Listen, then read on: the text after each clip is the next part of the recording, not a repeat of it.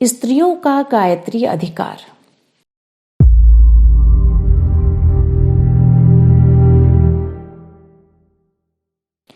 स्त्रियों को वेद मंत्रों का अधिकार है या नहीं, इस प्रश्न को लेकर काशी के पंडितों में पर्याप्त विवाद हो चुका है।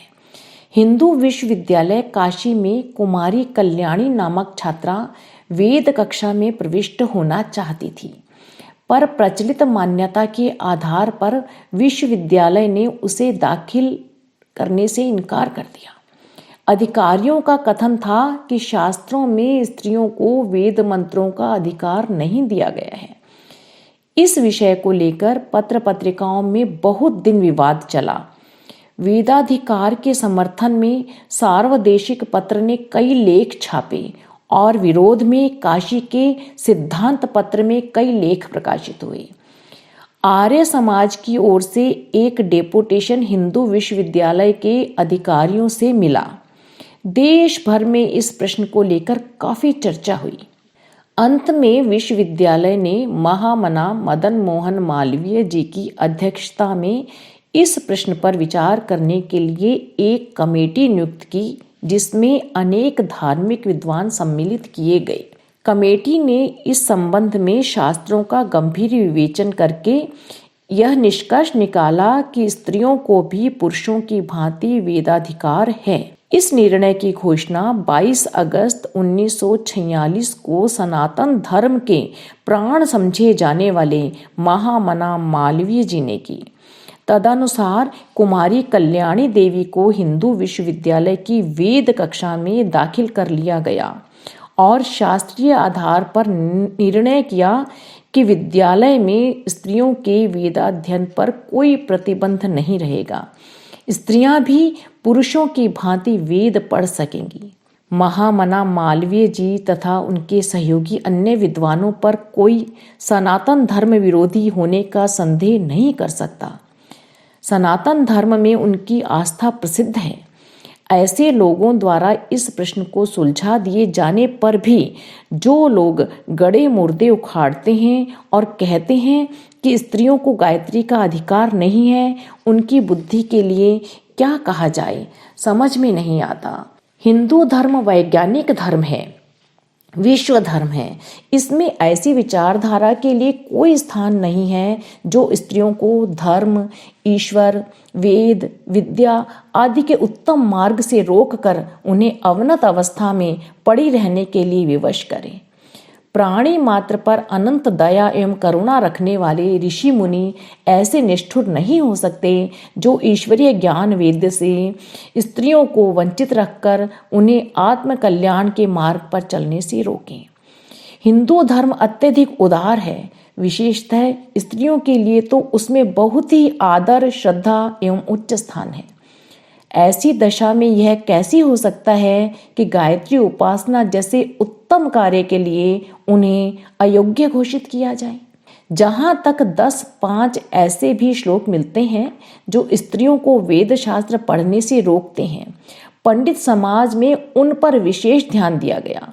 प्रारंभ में बहुत समय तक हमारी ऐसी मान्यता रही कि स्त्रियां वेद न पढ़ें, परंतु जैसे जैसे शास्त्रीय खोज में अधिक गहरा प्रवेश करने का अवसर मिला, वैसे वैसे पता चला कि प्रतिबंधित श्लोक मध्यकालीन सामंतवादी मान्यता के प्रतिनिधि हैं। उसी समय में इस प्रकार के श्लोक बनाकर ग्रंथों में मिला दिए गए हैं। सत्य सनातन वेदोक्त भारतीय धर्म की वास्तविक विचारधारा स्त्रियों पर कोई बंधन नहीं लगाती। उसमें पुरुषों की भांति ही स्त्रियों को भी ईश्वर उपासना एवं वेद शास्त्रों का आश्रय लेकर आत्मलाभ करने की पूरी सुविधा है। प्रतिष्ठित गणमान्य विद्वानों की भी ऐसी ही सम्मति है। साधना और योग की प्राचीन परंपराओं को जानकर महात्माओं का कथन भी यही है कि स्त्रियां सदा से ही गायत्री की अधिकारिणी रही हैं। स्वर्गीय मालवीय जी सनातन धर्म के प्राण थे। पहले उनके काशी विश्वविद्यालय में स्त्रियों को वेद पढ़ने की रोक थी, पर जब उन्होंने विशेष रूप से पंडित मंडली के सहयोग से इस संबंध में स्वयं खोज की तो वे इस निष्कर्ष पर पहुंचे कि शास्त्रों में स्त्रियों के लिए कोई प्रतिबंध नहीं है। उन्होंने रूढ़िवादी लोगों के विरोध की रत्ती भर भी परवाह न करते हुए हिंदू विश्वविद्यालय में स्त्रियों को वेद पढ़ने की खुली व्यवस्था कर दी। अब भी कई महानुभाव यह कहते रहते हैं कि स्त्रियों को वेद या गायत्री का अधिकार नहीं है। ऐसे लोगों की आंखें खोलने के लिए असंख्य प्रमाणों में से ऐसे कुछ थोड़े से प्रमाण इस पुस्तक में प्रस्तुत किए गए हैं। संभव है जानकारी के अभाव में किसी को विरोध रहा हो। दुराग्रह से कभी किसी का विवाद का अंत नहीं होता। अपनी ही बात को सिद्ध करने के लिए हठ ठानना अशोभनीय है। विवेकवान व्यक्तियों का सदा यह सिद्धांत रहता है कि जो सत्य सो हमारा। अविवेकी मनुष्य जो हमारा सो सत्य सिद्ध करने के लिए वितंडा खड़ा करते हैं। विचारवान व्यक्तियों को अपने आप से एकांत में बैठकर यह प्रश्न करना चाहिए, यदि स्त्रियों को गायत्री या वेद मंत्रों का अधिकार नहीं तो प्राचीन काल में स्त्रियां वेदों की मंत्र दृष्टा ऋषिकाएं क्यों हुई? यदि वेद की वे अधिकारिणी नहीं तो यज्ञ आदि धार्मिक कृत्यों तथा षोडश संस्कारों में उन्हें सम्मिलित क्यों किया जाता है? विवाह आदि अवसरों पर स्त्रियों के मुख से वेद मंत्रों का उच्चारण क्यों कराया जाता है? बिना वेद मंत्रों के नित्य संध्या और हवन स्त्रियां कैसे कर सकती हैं? यदि स्त्रियां अनाधिकारिणी थीं तो अनुसुईया, अहिल्या, अरुंधति, मदालसा आदि अगणित स्त्रियां वेद शास्त्रों में पारंगत कैसे थीं?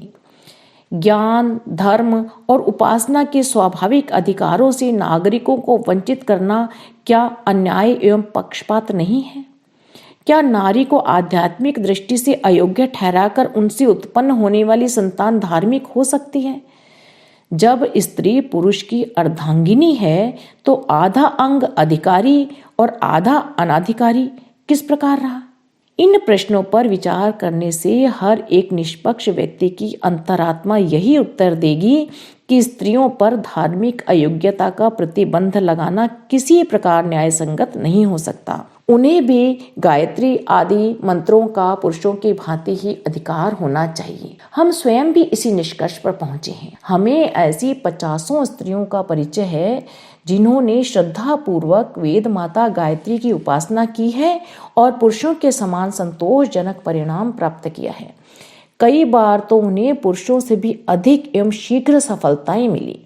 कन्याएं उत्तम घर वर प्राप्त करने में, सधवाएं पति का सुख सौभाग्य एवं सुसंतति के संबंध में और विधवाएं संयम तथा धर्म उपार्जन में आशाजनक रूप से सफल हुई हैं। आत्मा न स्त्री है न पुरुष, वह विशुद्ध ब्रह्म ज्योति की चिंगारी है।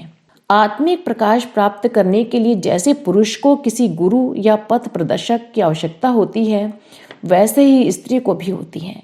तात्पर्य यह है कि साधना क्षेत्र में पुरुष स्त्री का भेद नहीं, साधक आत्मा है। उन्हें अपने को पुरुष स्त्री न समझकर आत्मा समझना चाहिए। साधना क्षेत्र में सभी आत्माएं समान हैं। लिंग भेद के कारण कोई अयोग्यता उन पर नहीं थोपी जानी चाहिए। पुरुष की अपेक्षा स्त्री में धार्मिक तत्वों की मात्रा अधिक होती है। पुरुषों पर उस वातावरण एवं व्यवहार की छाया अधिक पड़ती है जिसमें बुराइयां अधिक हो जाती हैं। आर्थिक संघर्ष में रहने के कारण चोरी, बेईमानी आदि के अवसर भी उसके सामने आते रहते हैं। पर स्त्रियों का कार्य क्षेत्र बड़ा सरल, सीधा और सात्विक है। घर में जो कार्य करना पड़ता है उसमें सेवा की मात्रा अधिक रहती है। वे आत्मनिग्रह करती हैं, कष्ट सहती हैं, पर बच्चों के प्रति, पतिदेव के प्रति, सास ससुर, देवर जेठ आदि सभी के प्रति अपने व्यवहार को सौम्य, सहृदय, सेवापूर्ण, उदार, शिष्ट एवं सहिष्णु रखती हैं। उनकी दिनचर्या सतोगुणी होती है, जिसके कारण उनकी अंतरात्मा पुरुषों की अपेक्षा कहीं अधिक पवित्र रहती है। चोरी, हत्या, ठगी, धूर्तता, शोषण, निष्ठुरता, व्यसन, अहंकार, असंयम, असत्य आदि दुर्गुण पुरुष में ही प्रधानतया पाए जाते हैं। स्त्रियों में इस प्रकार के पाप बहुत कम देखने को मिलते हैं। यूं तो फैशन परस्ती, अशिष्टता, कर्कशता, श्रम से जी चुराना आदि छोटी छोटी बुराइयां अब स्त्रियों में बढ़ने लगी हैं, परंतु पुरुषों की तुलना में स्त्रियां निस्संदेह अनेक गुणी अधिक सद्गुणी हैं। उनकी बुराइयां अपेक्षाकृत बहुत ही सीमित हैं। ऐसी स्थिति में पुरुषों की अपेक्षा महिलाओं में धार्मिक प्रवृत्ति का होना स्वाभाविक ही है। उनकी मनोभूमि में धर्म का बीजांकुर अधिक जल्दी जमता और फलता फूलता है।